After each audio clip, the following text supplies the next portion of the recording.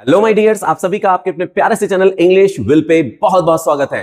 तो I hope आप लोगों ने पैसिव के पहले के वीडियोस देख लिए होंगे और अगर नहीं देखे तो उनको जरूर देख लीजिएगा। आज हम लोग थर्ड वीडियो की बात कर रहे हैं जो कि है इंपरेटिव बेस्ड सेंटेंसेस। जी हां, ऐसे सेंटेंस हैं जो यार ज्यादातर लोगों को कह सकते हैं दिमाग में खचड़ पचड़ बहुत पैदा करवाते हैं। तो उन सेंटेंस का आज आपको सोल्यूशन मिलने वाला और आप लोग इसके बाद आज के इस वीडियो लेक्चर को देखने के बाद ना उन सेंटेंस को एकदम धुआं कर दोगे। क्या कर दोगे? मेरे साथ बोलो, धुआं कर दोगे। क्या कर दोगे? धुआं कर दोगे। अब इंपरेटिव सेंटेंसेस होते क्या हैं? देखो, अगर कोई भी सेंटेंस हमें बनाना ना तो सबसे पहला काम तो करना होगा पहचानने का। तो पहचाना कैसे जाएगा? इंपरेटिव सेंटेंसेस को पहचानेंगे कैसे? पहचानना बड़ा आसान। देखो, फर्स्ट नंबर आइडेंटिफिकेशन ये होती कि इस प्रकार के वाक्य V1 से शुरू होते हैं। मतलब ऐसे वाक्य, इस प्रकार के वाक्य कैसे स्टार्ट होते हैं? V1 से प्रारंभ होते हैं।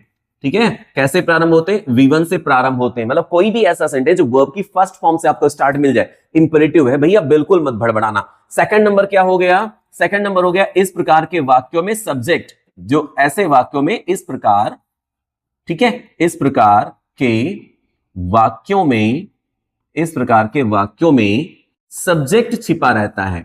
सब्जेक्ट या आप कह सकते हो नहीं दिया गया होता है। मतलब ऐसा सेंटेंस जिसमें सब्जेक्ट ही ना दिया गया हो उसे बोलेंगे इंपरेटिव सेंटेंस। अब मान लो जैसे हमारे सामने सेंटेंस दिया गया, एग्जांपल के तौर पर आप कह सकते हैं डू इट फॉर मी। अब देखो भैया जरा इसको, डू इट फॉर मी। अब ये जो सेंटेंस है ये इंपरेटिव है। क्यों इंपरेटिव है? क्योंकि ये वर्ब की फर्स्ट फॉर्म से स्टार्ट किया गया। क्यों ये इंपरेटिव है? क्योंकि इसमें सब्जेक्ट नहीं दिया गया। डू इट फॉर मी, मेरे लिए ऐसा करो, मेरे लिए ऐसा करो। अब ये क्या है? ये इंपरेटिव सेंटेंस है।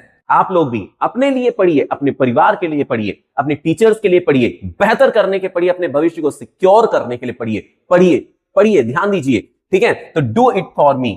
अब क्या करना है? इसको बनाएंगे कैसे? ध्यान से समझ ले जरा। देखो, जो भी इंपरेटिव सेंटेंसेस होते हैं ना वो दो पार्ट में डिवाइड है। इंपरेटिव सेंटेंसेस, ध्यान से समझना, इंपरेटिव सेंटेंसेस दो पार्ट में बन गए। एक तो ऐसे सेंटेंसेस जिनमें ऑब्जेक्ट होता है और एक ऐसे सेंटेंसेस जिनमें ऑब्जेक्ट नहीं होता है। मतलब विद ऑब्जेक्ट, विदाउट ऑब्जेक्ट।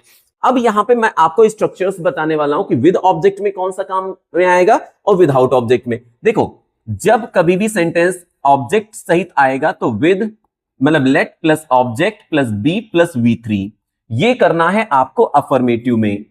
और अगर मान लो सेंटेंस नेगेटिव आ गया तो लेट प्लस ऑब्जेक्ट और फिर लगाओगे आप नॉट बी, फिर वर्ब की थर्ड फॉर्म। अब दूसरे सेंटेंस में क्या किया? केवल एक ही काम तो अलग से किया भाई, नहीं शब्द आया है, नॉट आया हुआ है तो हमने नॉट भी लगा लिया। और अगर नॉट नहीं आता है तो हम नॉट क्यों लगाएंगे? तो डायरेक्टली भी लगा दिया। इतनी बात तो सभी लोगों को क्लियर हो ही गई होगी, सभी लोगों को एकदम समझ में आ ही गई होगी। अब ये स्ट्रक्चर तब काम करेंगे, इनकी लिमिटेशन है, ये तब काम करेंगे जब ऑब्जेक्ट दिया गया होगा। अगर ऑब्जेक्ट नहीं दिया गया तो हम कैसे बनाएंगे? You are ordered to, you are advised to, you are forbade to, you are requested to। इस तरीके से सेंटेंसेस को ऐड करेंगे। कैसे ऐड करेंगे? जैसे मान लीजिए लिखा हुआ है, क्या करेंगे? जस्ट मिनट, इसको मैं इरेज किए दे रहा हूं यहां से, सॉरी। कैसे बनाएंगे? ध्यान से समझना, बहुत आसान है। हम लोग लिखेंगे you are ordered to, you are ordered to, फिर वर्ब की फर्स्ट फॉर्म से सेंटेंस को सेम जोड़ दो।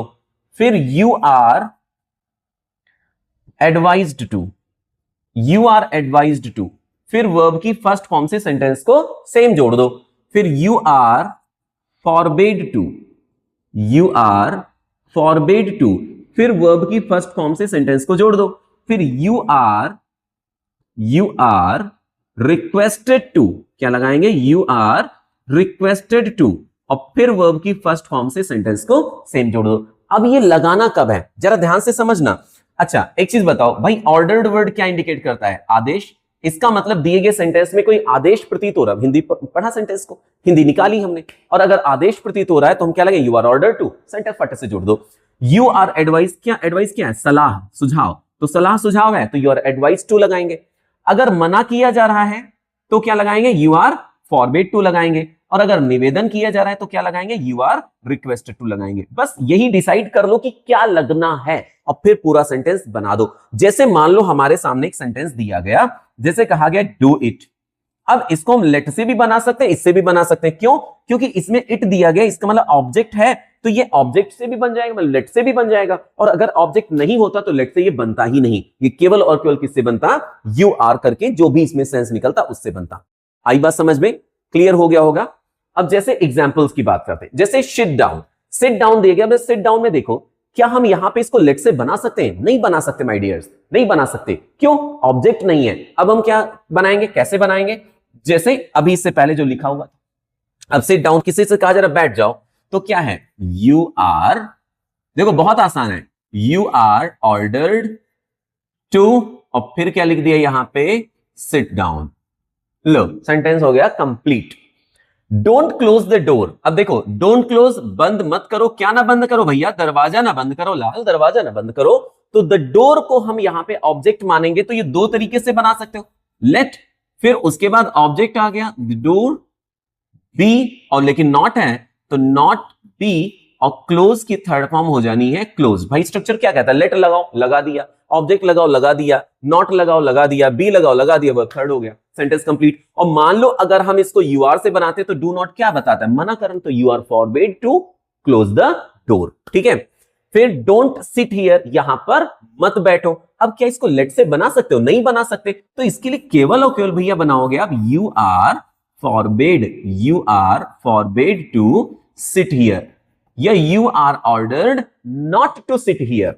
फिर प्लीज गो देयर, कृपया वहां जाइए, अब प्लीज आ गया, क्या लेट से बना सकते हो, नहीं बना सकते, लेट से बनाओगे तो प्लीज का सेंस कैसे आएगा, तो प्लीज के लिए क्या लगाओगे, यू आर रिक्वेस्टेड टू, क्या लगाओगे, यू आर रिक्वेस्टेड टू, और फिर पूरा सेंटेंस जोड़ दो। ऐसे सेंटेंस में प्लीज सर मैडम काइंडली आ जाता है तो हटा दिया जाता है, कोई जरूरत ही नहीं, क्योंकि रिक्वेस्टेड तो भैया हम लगा ही रहे हैं ना, तो हम कैसे बनाएंगे, यू आर